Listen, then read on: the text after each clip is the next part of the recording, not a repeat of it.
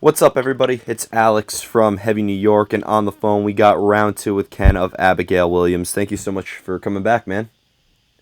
Yeah, it's my pleasure, dude. Yeah, it's so awesome to have you here. Your newest album, Walk Beyond the Dark, is absolutely beautiful. It actually made it to our top albums of the year list this year. Do you just want to talk about like how the making of this record was? Like, was this a direct continuation from The Accuser, or do you think this is kind of like a new start for Abigail Williams?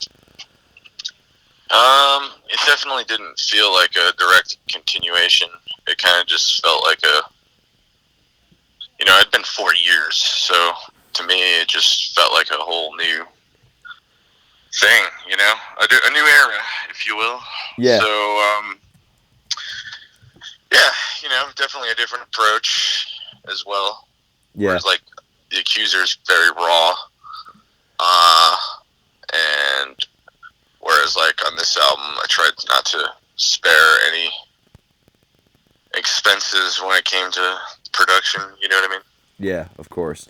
Well, as somebody who does listen to Abigail Williams, like I could tell what song would be off like The Accuser or what would be In the Absence of Light or Becoming, etc. So it's fair to say you've always taken a new approach to every album that you've made, right? You never really stuck with a formula. Absolutely. Yeah. Yeah.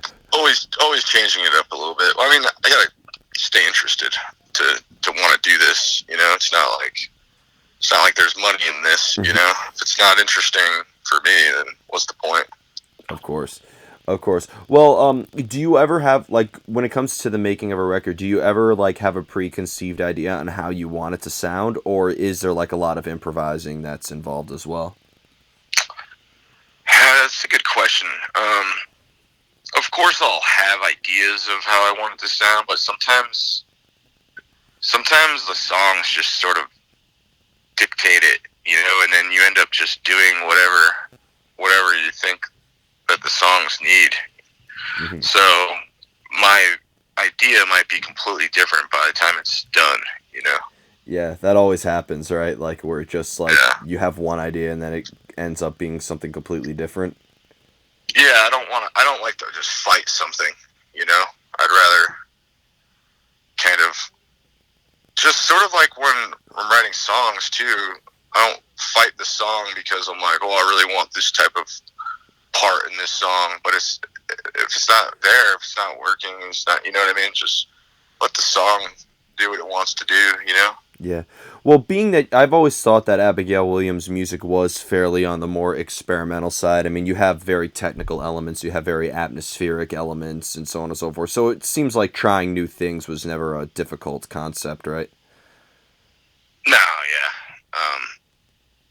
I I would say I don't know if that was like my original goal. You know what I mean? But it just sort of by the time we were doing like the third album, I was just kind of like, oh, I think this is what I do. Mhm. There you go. The more you get into something, like the further you explore it, I guess, like, I don't know if Yeah, easier is the right word, but you kind of know what to expect a little bit more, right? for sure. Yeah. Now, one thing I was always curious about is like being a vocalist. Is there ever a time where like you have a lyrical subject matter or a concept, and maybe that could help determine the music itself, or are lyrics like usually secondary, and you like need music to come up with lyrics?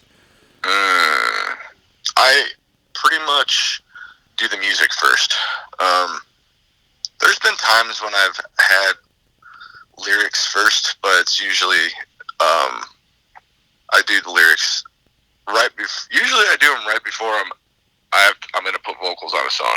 Oh, really? Yeah, and I write lyrics pretty quick, so it's like I don't want to like. Well, what'll happen is if I have too much time, I'll end up like censoring myself, and I'll end up like changing something. And what I want is to get the initial idea, you know what I mean, and then just capture it Yeah. instead of watering it down over time. Yeah. Well, you mentioned when we spoke last year that when you do vocals for Abigail Williams, you like to capture a moment. Like, is this moment representative of like the exact moment you started tracking vocals, or is it kind of like a time period within your life that like you're capturing? I could go either way. You know what I mean? Mm-hmm. I'm touch or something. Yeah. Something. Maybe, maybe, sometimes it's like when I wrote the music, and then I try to put myself back to what I was kind of thinking when I was writing the music, you know what I mean? And then the words start to come, and then I just need to capture them. Yeah. Is it fair to say that the longer you work on something, the more likely like that exact moment is going to be lost in a way? Sort of, yeah. It gets diluted to Hmm. me, anyways. Yeah. I know a lot of other people have different ways of doing things. Yeah, of course. Of course. Well, what I've noticed is also, especially with this album, I mean, Walk Beyond the Dark, I mean, you have the Final Failure, that's an 11-minute long song, but then you have like Ever So Bold, which is just 4 minutes, and then I Will Depart, which is like 8 minutes. Like, how do you know exactly when to say that a song is done?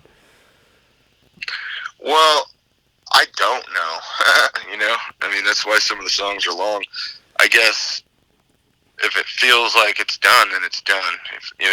So don't get me wrong. There's been times when I've listened to a song and then gone, feels a little long, and I might cut some out, Hmm. and then the song's better. There you But go. I definitely don't feel like, oh, this is too long. Just if it's good, as long as it's good still. Yeah, well, I've always thought that like when you are working on a song that's fairly long, like it's very hard to keep it relatively engaging. But I really think that you actually mastered like an art of, being able to keep a song very long and keep it engaging, you know what I mean? Thank you. Yeah. Appreciate that. Well, because one thing with long songs that I've always confused, so many people are interested in like a verse, chorus sort of formula, whereas I feel like, there's structure in the song, but it doesn't have too much repetition utilized. So, like, I've always wondered, like, how you know that a part that may sound completely different, like, belongs in the same sort of composition. Um. Well, here's the thing. Even when the song's like really long, I generally just wrote it in one quick sitting. Hmm. So at least the basics. I was just talking about this the other day. If I spend too long on a part or something, then I might lose the whole vibe and not be able to figure out where the song needed to go in the first place. Yeah. And those are the sort of songs that just I never, they end up sitting there and I don't use them because I kind of lost the initial moment, you know. Like a song like Beyond the Veil, which is like 17 minutes long or something. I literally like wrote that just sitting there in one sitting, just really like I'm not gonna say like super fast, but it was within just one session of sitting there and writing. Mhm. So I think that's probably the key. I mean, if you're just pasting riffs together that had no business, you know, being together, then that's not going to work. Hmm. Hmm. Well, when it comes to getting inspired to write, like, does inspiration come out of nowhere sometimes, or do you have to put yourself in like a certain element in order for like ideas to sort of come into play? I would say they do come out of nowhere a lot. Some of the best ideas, I'm not I'm not by like anywhere where I can record, and then they're just gone. I try to remember it, but got a lot of other things going on, so I forget. Hmm. But I think like I was just telling someone the other day, like what I try to do is like